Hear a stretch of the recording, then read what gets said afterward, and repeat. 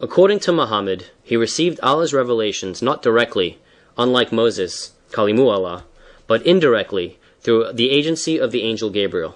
From my own research, I have no doubt that Muhammad did not know who Gabriel actually was, what his name meant, and where and when he first appeared in the Bible. What has your research determined? I have to concur absolutely with all your conclusions. To start with, neither Muhammad nor his pagan Arabs had any knowledge of the Bible, nor obviously of the characters that filled it. As confirmed by Muhammad himself in Al-Tirmidhi Hadith 2215, narrated by Ubay ibn Ka'b. Ubay told of Allah's messenger meeting Gabriel and saying, I have been sent, Gabriel, to a people who are unlettered, among whom are old women and old men, boys and girls, and men who have never read a book. He replied, the Quran, Muhammad, has been sent down in 7 modes. From our extensive research, we have shown and will continue to prove that this was the case, and that Muhammad's alleged revelations were based entirely upon stories that he had heard recited by rabbis, priests, or storytellers, especially during the Ukaz fairs, as well as from his wife Khadija and her Christian uncle Waraq bin Nawfal.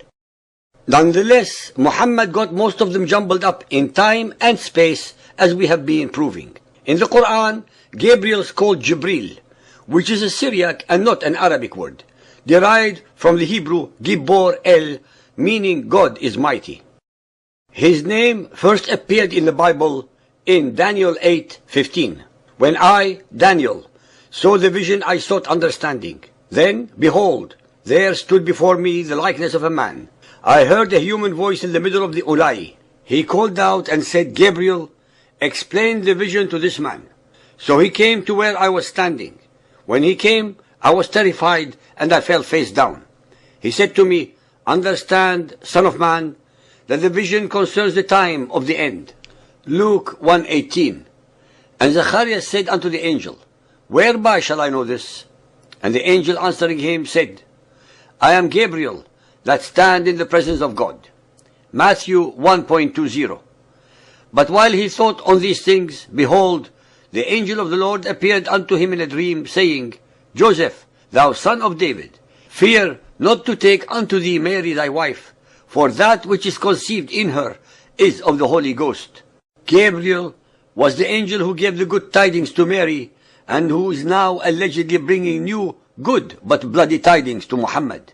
The following are surahs that name or allude to Gabriel as being the messenger of revelations. Al-Baqarah 2.97. Say, whoever is an enemy to Gabriel, for he brings down the revelation to thy heart by Allah's will, a confirmation of what went before, and guidance and glad tidings for those who believe. Whoever is an enemy to Allah and his angels and apostles, to Gabriel and Michael. Dear listeners, one should ask the following relevant but simple question. Why would Gabriel, who allegedly foretold the coming of Jesus as the Messiah and Redeemer of all mankind, now announces the arrival of another, different Redeemer? I repeat again to our listeners, believers and unbelievers, that they should be aware that neither Muhammad nor the pagan Arabs had any idea who Gabriel was, where his name first appeared, whom he had met, whom he had inspired, and what the meaning of his name is. The followers of Muhammad of today, even after the lapse of almost 1400 years, are as ignorant of previous revelations, ummiyun, as their forefathers were in the days of the Jahiliyyah paganism. Sahih al-Bukhari 1.3, narrated by Aisha. The mother of the faithful believer said, the commencement of the divine inspiration to Allah's apostle was in the form of dreams. The truth descended upon him while he was in the cave of Hira. The angel Gabriel came to him and asked him to read. The Prophet replied, I do not know how to read. The Prophet added, the angel caught me forcefully and pressed me so hard that I could not bear it any more. He then released me and again asked me to read. Thereupon he caught me for the 3rd time and pressed me, and then released me and said, اقرأ باسم ربك الذي خلق خلق الإنسان من علق اقرأ وربك الأكرم Al-Alaq 96.1. Read in the name of thy Lord who has created man from a clot. Read, and your Lord is the most generous. Then Allah's apostle returned with the inspiration and with his heart beating severely to his wife Khadija, who accompanied him to her cousin Waraqah bin Nawfal, who, during the pre-Islamic period, became a Christian and used to write the writing with Hebrew letters. He would write from the Gospel in Hebrew as much as Allah wished him to write. He was an old man and had lost his sight. Khadija said to Waraqah, "Listen to the story of your nephew, O my cousin." Waraqah asked, "O my nephew, what have you seen?" Allah's apostle described whatever he had seen. Waraqah said, "This is the same one who keeps the secrets, the angel Gabriel, whom Allah had sent to Moses."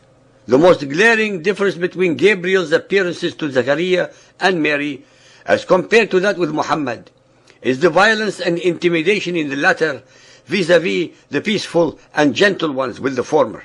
With Zachariah and Mary, Gabriel introduced himself with assurances to both that they had nothing to fear, and then explained to them the purpose of his intercession.